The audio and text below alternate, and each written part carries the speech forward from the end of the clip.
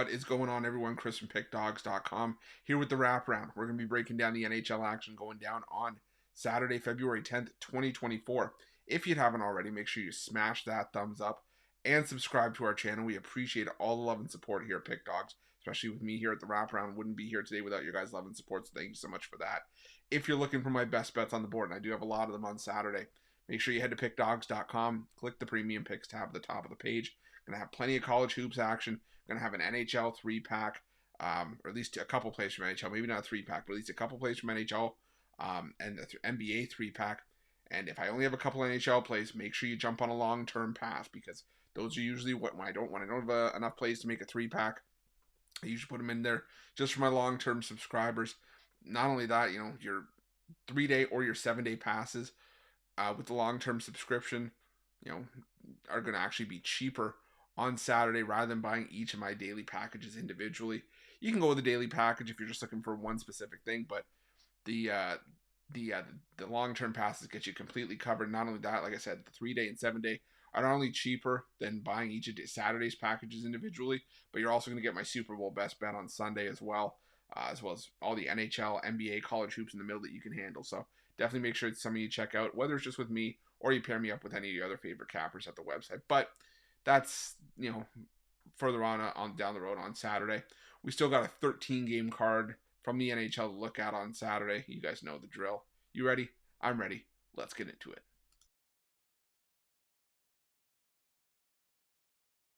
Our first game on Saturday's card takes us to the KeyBank Center, where the Buffalo Sabres take on the St. Louis Blues. And a continuing trend you're going to probably hear on today's wraparound is the rest versus rust factor. The Buffalo Sabres have already had a game to shake off the rust. They lost 2-1 to the Dallas Stars. While the St. Louis Blues, this is going to be the first time we're seeing them since before the All-Star break.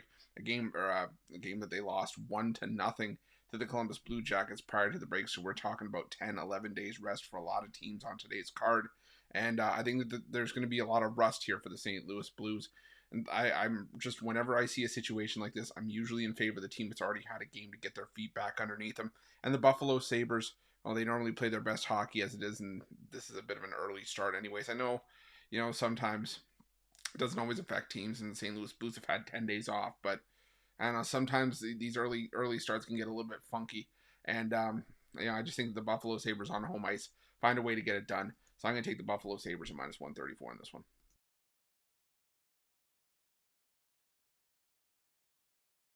Now we head to the Little Caesars Arena, where the Detroit Red Wings take on the Vancouver Canucks. And once again, rest versus rust. You got the Vancouver Canucks coming in, already with a game under their belts post All-Star break.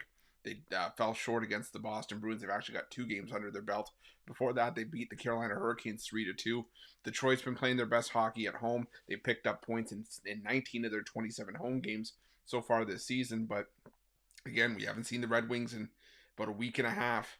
And the Vancouver Canucks are not a team that I would want to see in my first game back post All-Star break after having such a long layoff.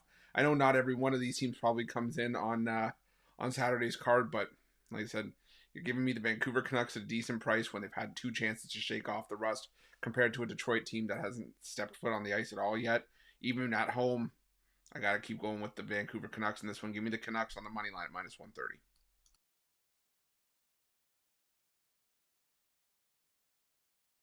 Now we head to the Bell Center, where the Montreal Canadiens take on the Dallas Stars. And the Dallas Stars, rightful road favorites for a reason here. This is where the Dallas Stars have played their better hockey for the better part of the season, but they're still below 500 on the puck line. And I think that's the only way to really get any sort of value out of this line, is to take the Dallas Stars on the puck line.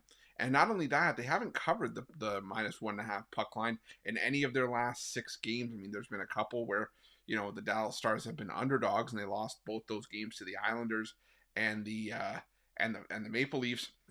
But the games they won, they were winning by 1 goal. That is now 6 straight 1-goal games for the Dallas Stars. The Montreal Canadiens have been feisty all season long, especially at home, where they're 14-11 on the puck line, and they've been extremely competitive. And I think this could be another spot where the Montreal Canadiens could be competitive once again here. So I'm going to take a shot here on the Canadiens plus the 1.5 in this one.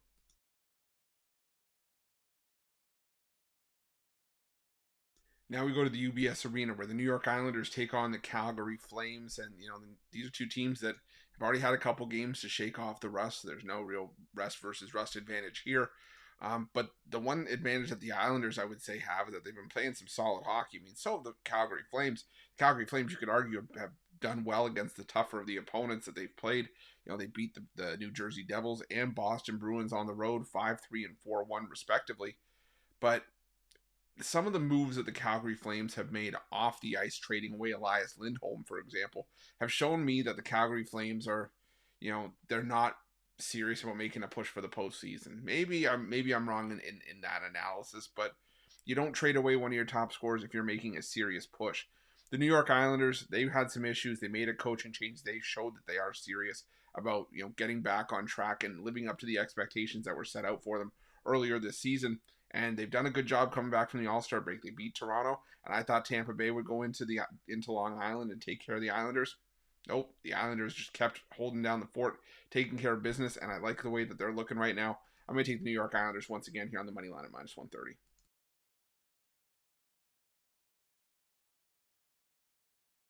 Now we go to the TD Garden where the Boston Bruins take on the Washington Capitals, and another day where we fade the Washington Capitals until they show us a sign of a pulse. I mean, now it's the losing streak is up to 6 games off of a 4-2 loss to the Florida Panthers in their last time out.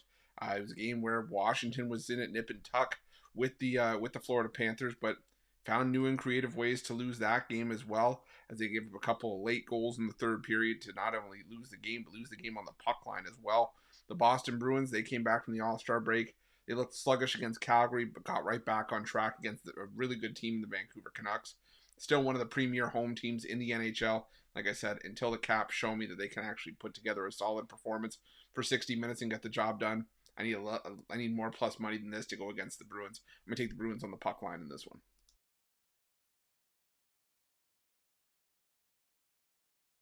Now we head to the Amerant Bank Arena where the Florida Panthers take on the Colorado Avalanche. And, you know, I keep trying to jump on the Colorado Avalanche and plus money because it's still not something that you're going to see every day pretty much the rest of the way. I mean, there's a couple spots where you might get it, but we keep getting it for good reason because the Colorado Avalanche have looked sluggish out of the gate since coming back from the All-Star break, and now the goaltending is letting this team down, giving up 5 goals in back-to-back games. And now you got to go to Florida to take on a Panthers team that's been arguably one of the most quietly consistent teams in the NHL, making a push to get back to the top of the Atlantic Division.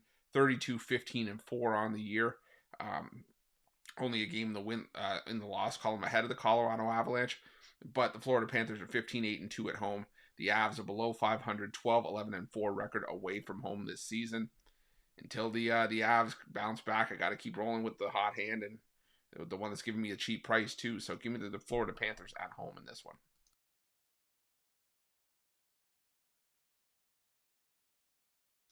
Now we head to the Canada Life Center where the Winnipeg Jets take on the Pittsburgh Penguins, and this is a rematch from a matchup we saw just a couple days ago with the Pittsburgh Penguins emerging with a 3-0 win back on February 6th. And I think we could have a repeat performance here. I'm not saying a shutout here, but I do think the Penguins hold some value here. The Winnipeg Jets, losers of 5 straight going back to before the All-Star break. They've scored just 1 goal in 2 games since the All-Star break and are averaging 0.8 goals per game over the course of the 5-game skid.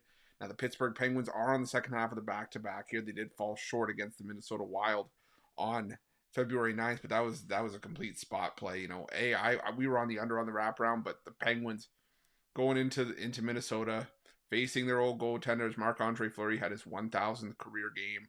Yeah, it was a tough spot, but I think this is a spot where the Penguins could actually have some value here. I just don't know if I want to lay minus 156 with the Winnipeg Jets in their current form. I know that they are one of the more consistent teams in the NHL up to this point. They've been playing some solid hockey, 30-14-5, 16-7-2 at home this season. But I think the value here is with the Penguins. So give me the Penguins here at plus money.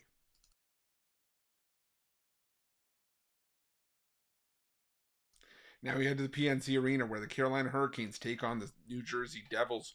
And, the New Jersey Devils are starting to fall into my naughty list. I mean, I'm not a fan of this Devils team in their current state. Sure, they beat the Colorado Avalanche, but they've still lost 6 of their last 9 games going back to before the All-Star break.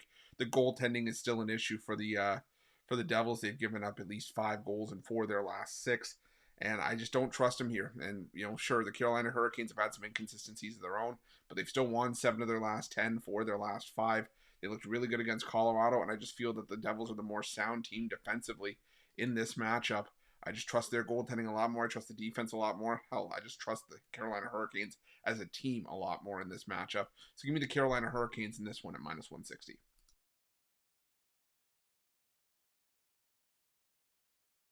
Now we go to the Nationwide Arena where the Columbus Blue Jackets take on the Tampa Bay Lightning. And, it's as much as I like fading the Tampa Bay Lightning on the road, I just have a hard time getting there with the Columbus Blue Jackets because this is a rest versus rust spot.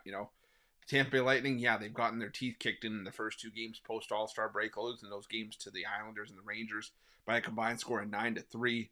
But the Blue Jackets have yet to see the ice since prior to the All-Star break. January 30th was their last game. And the Tampa Bay Lightning, well, we know this team. When they stay down, they're not down for very long. And when they go down, they're not down for very long. And they've got a power play that can just easily right the ship in any given night. I just don't want to step in front of the Lightning in this spot. I'm going to go with the Lightning to win this one in regulation at minus 115. You could take them on the money line if you want. Minus 178, a little bit rich for my blood. Here, I sacrifice overtime, but I get the price down to minus 115.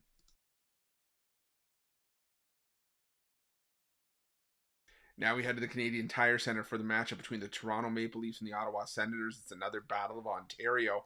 But the thing for me here is, a couple things. First, when I see this price and I see the Ottawa Senators in a rivalry matchup as a home dog, normally I would maybe take a shot here on Ottawa because you can normally throw records out the window between these two teams and crazy things can happen. However, it's another rest versus rust spot. The Toronto Maple Leafs have already seen the ice twice since the All-Star break, going 1-1 in their 2 home games against the Islanders and the Dallas Stars. The Sens have yet to see the ice since January 31st, so a 10-day layoff. Not only that, the road team has won 6 straight between these two teams. I just think this is another spot where that trend continues. I'm going to go with the Toronto Maple Leafs on the money line as the more complete team here at minus 138.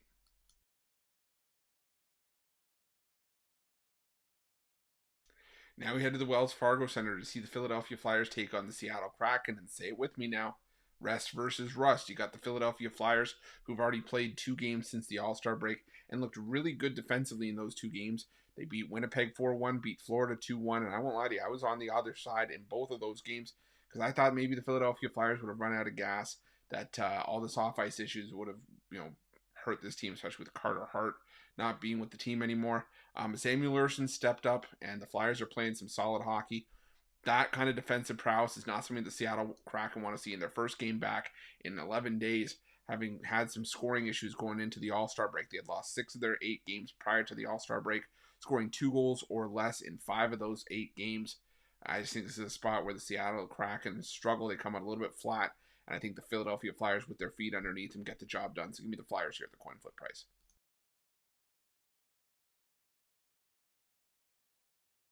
Now we go to the Bridgestone Arena where the Nashville Predators take on the Arizona Coyotes, and this is probably one of the tougher matchups on the board for me in this one.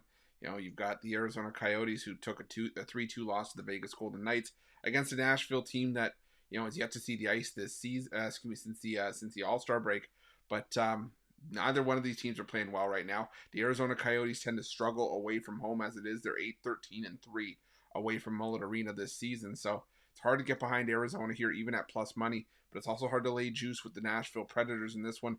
So I'm going to go with the under 5.5 in this one. I think 2 teams that are struggling to find the back of the net.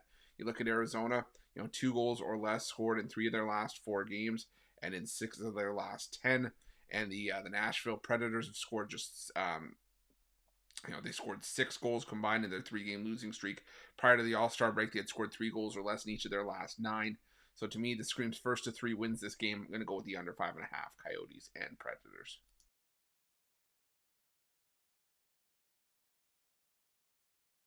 And our final game on Saturday's card takes us to the Crypto.com Arena, where the Los Angeles Kings take on the Edmonton Oilers, and the Edmonton Oilers come into this one on the second half of the back-to-back, escaping Anaheim with a 5-3 win.